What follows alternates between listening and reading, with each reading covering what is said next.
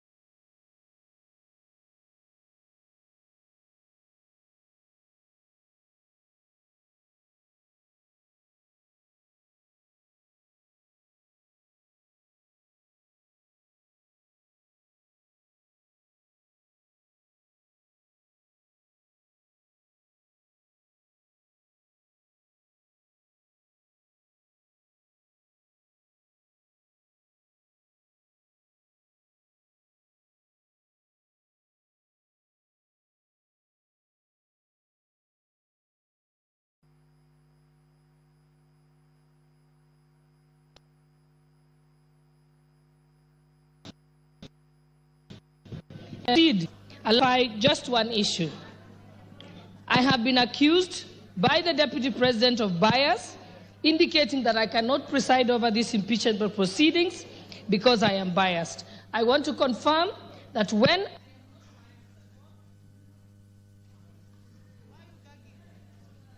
thank you. I want to confirm that I'm not biased at all. When I made the statements that I did make, I made them as Member of Parliament for Uasin Gishu County and as sitting on the Speaker's chair. You can only accuse me of bias if I make those statements from the Speaker's chair. I am first a Member of Parliament before I am Deputy Speaker. If the law contemplated a situation where I am gagged as Deputy Speaker, I would have been expected then by that law to resign like the substantive Speaker in that case. And therefore now I want to proceed to go on to support the motion, speaking as an ordinary member of Uasin Gishu County and not as Deputy Speaker. I have a few points to point out. The Deputy President has been engaged in various conducts that meet the threshold for impeachment. One, on numerous occasions, he has insisted that Kenya is a company of shares, and this is contrary to the Constitution, Article 10, and also our national values. I also want to bring attention of the House that he has contravened his oath of allegiance. When he took his oath of allegiance, he says, in full realization of the high calling, I assume as Deputy President of the Republic of Kenya, I swear and affirm that I will be faithful and bear true allegiance to the Republic of Kenya. The oath of allegiance does not mention Murima, it does not mention Mount Kenya. He bears allegiance to the Republic of Kenya, not to his wife and not to his sons. So he has gone against his oath of allegiance. I also want to go on to refer to the press conference that the Deputy President held in Mombasa on the 25th of June, 2024. In that particular press statement, he distanced himself from the Finance Bill 2024. As a member of cabinet, in his position as Deputy President, he is collectively responsible for all the decisions that are made in cabinet, and therefore, in distancing himself, he violated Article 153 of the Constitution. The Finance Bill, as we know, is the overarching legislative document that underpins the revenue-raising measures for the executive in order to achieve its programs. If the Deputy President did not agree with the decision of Cabinet on the Finance Bill, he ought to have held his peace and his tongue or resigned as a member of the Cabinet. There is no two ways about it. And furthermore, by the mere fact of holding a presser at a time when the country was in crisis, when the President has addressed the nation, he went on to have his own one-man show of a presser. That is the greatest definition of gross misconduct. It is pure insubordination. No one can do that. It is unthinkable for a principal assistant to contradict the principal. If you want to contradict the principal, you resign your position and go and contradict them from outside. Thirdly, the Deputy President also distanced himself from the activities of the Nairobi Rivers Commission and claims that the activities were undertaken contrary to the law. The work of the commission was again endorsed by Cabinet. The government followed laid down laws regarding eviction and resettlement of members of the public. The Deputy President knows that this has been a crisis in this country and in contravention of the laws by having people living by the riparian zone. And in this year, people had actually died. And in order to prevent further deaths in future, Cabinet, in its wisdom, decided to relocate the members of the public. And again, he again failed to take collective responsibility with Cabinet, did not resign, but went on to countermand the decisions that had been made in Cabinet. Furthermore, he has taken an oath of secrecy and therefore cannot publicly divulge what was decided in Cabinet. Again, there he has contravened the law. 4, during the press conference in Mombasa on the 25th of June 2024, the Deputy President accused the Director General of NIS of providing faulty intelligence and firing some senior officers. As a state officer, and most importantly, as a member of the National Security Council, under Article 240, the members of the National Security Council, at Clause 2B, the Deputy President is a member. He then cannot discuss intelligence briefs that come to his knowledge during the proceedings of the National Security Council.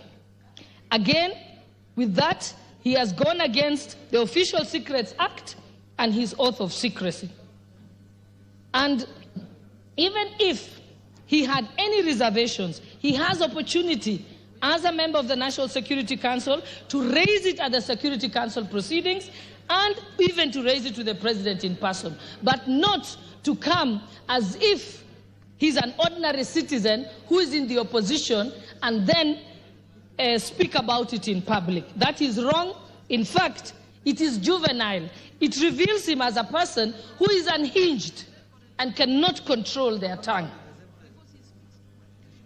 5, during the rally in Githurai, Nairobi, which was presided over by the Deputy President, with some members of Parliament present, he was involved in leading chants that said, Ruto must go. Ruto is a one-term president. He never denounced those statements. What that amounts to is that he is guilty of treason and other allied offenses. That is the Penal Code, Section 40. And I will read it out, just that there is no doubt. It says that any person owing allegiance to the Republic of Kenya or else of Kenya, if they compass, imagine, invent, devise any deeds with the intention of the death, the maiming, the wounding, the imprisonment, or restraint of the president is guilty of treason. So Rigathi Gachagua is guilty of treason. And it also amounts to gross misconduct. So the Deputy President cannot therefore expect to remain in his office as Deputy President when his party to efforts to remove the President, to undermine the President, and to campaign against the President. His tenure as a principal assistant is not tenable by any interpretation or meaning. And 6, during his appearance in church in Meru, the Deputy President insinuated that if he is removed, the tribes of Kenya who are native to the Mount Kenya area will revolt and be violent. Again, that is treason and other allied offenses. And he also goes against the National Cohesion and Integration Commission Act with his utterances that relates to ethnic profiling. And even as late as yesterday, if I had any doubt in my mind that Rigathi Gachagua must be impeached and removed from office as Deputy President of the Republic of Kenya, he made it very, very clear yesterday. Yesterday, he went on to disclose details of the Kenya Kwanza pre-election pacts. This is contrary to non-disclosure agreements that were signed by parties. And without any due regard to these non-disclosure clauses, and without seeking consensus from other principals who are party to those pacts, he went on to sing like a parrot on national television. That is unbecoming behavior of a person who holds an office as high as that of the Deputy President of the Republic of Kenya. And lastly, I want to point out that all the violations that I have set out in support of this motion were brought upon and the evidence said by the Deputy President himself. This is not from anywhere. It's from his own very utterances. Practically, this is what the Deputy President has done.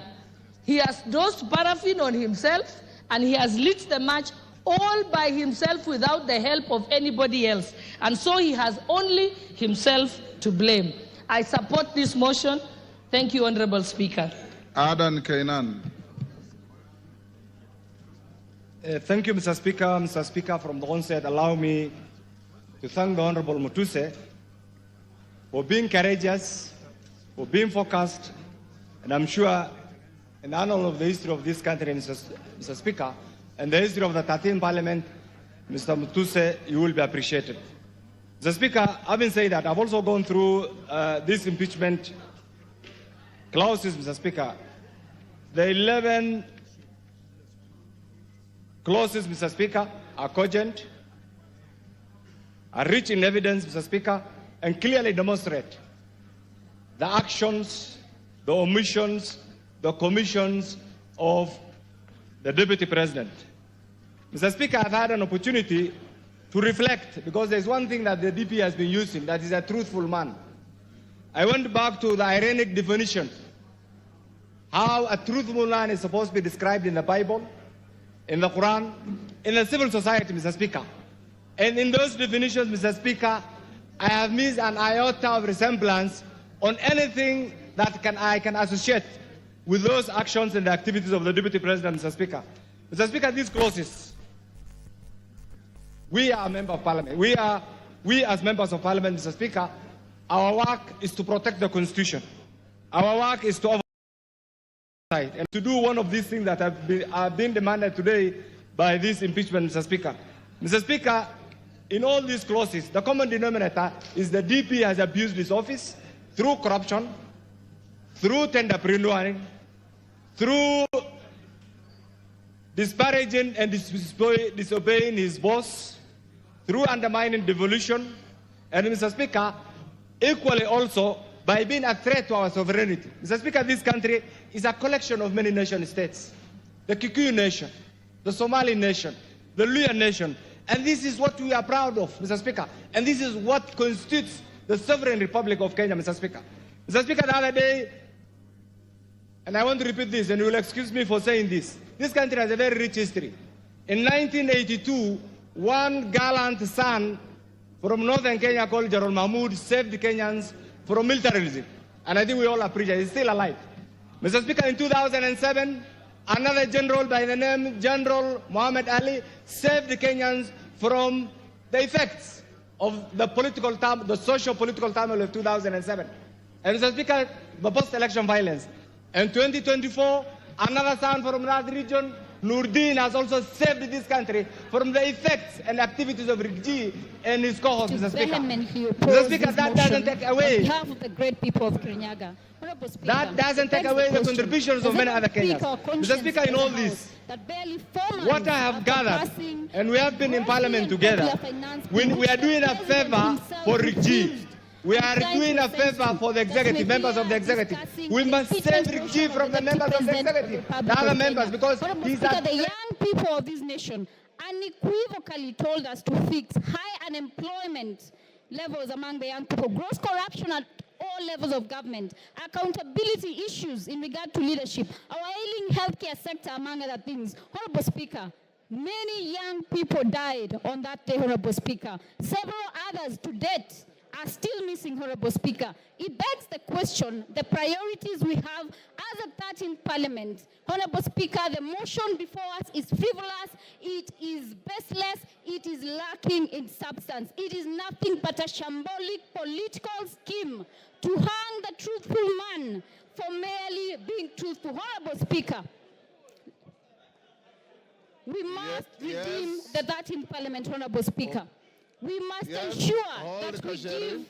Kasheris, take your seat. Yes, Donya. Give Donya the mic. Hold, Jerry, you have about... Yeah. Thank you, Mr. Speaker. Is Honorable Gachagua in order to bring things which have passed, like the finance bill, when we are discussing about the impeachment motion. Those... And Gachagua is my friend, but this one you are wrong, my dear. We are discussing about the impeachment of Gachagua, not finance bill. Let the foregone be the foregone.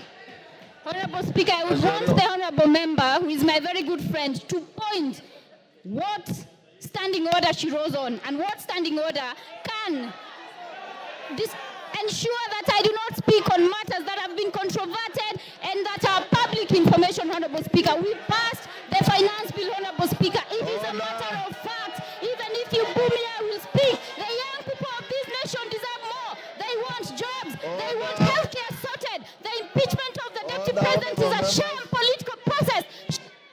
Kasheri, order.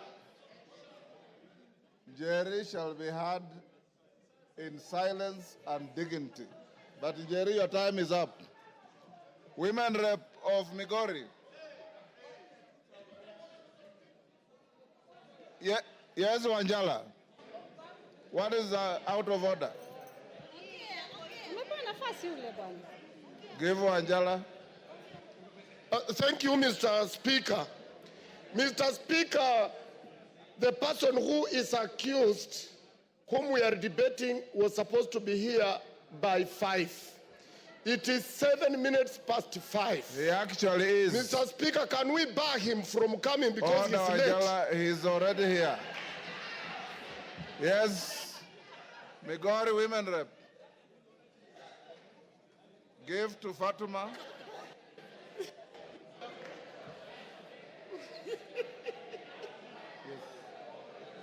I look for you to speak. You had gone out. Thank you, Honorable Speaker. Thank you, Honorable Speaker. Kindly protect me, Mr. Speaker.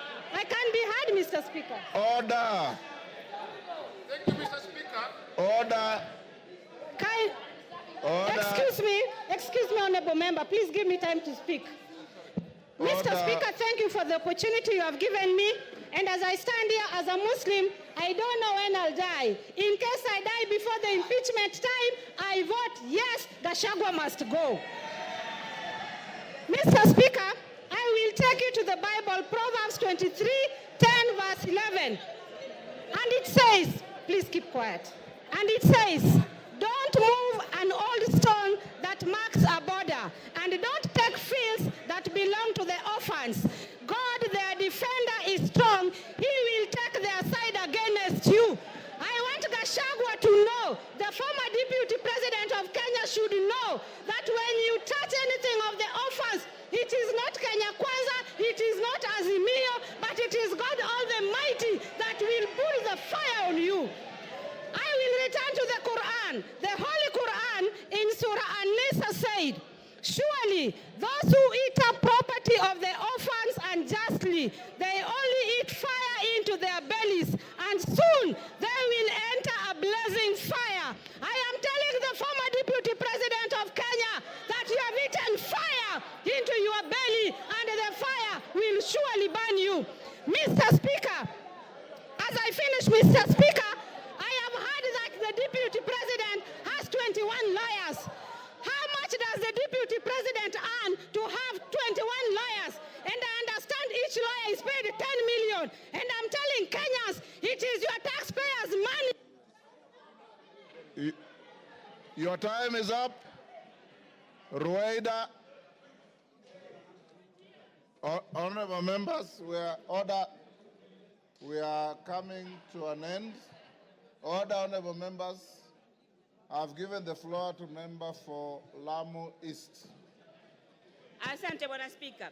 Bwana Spika, umoja wa taifa ni muhimu sana, na vile ilivyofanyika na naibu wa rais ilionekana kwamba hakuna umoja. Nataka ieleweke kwamba watu wa mlima wanaishi sehemu zingine. Kule kwangu Kiunga niko na watu wa mlima, na kile wanachoona zaidi ni sand dunes. Hawaoni mlima, wanaona bahari. Nataka niseme ile kuzungumzia kuhusu NIS ilikuwa ni grave mistake.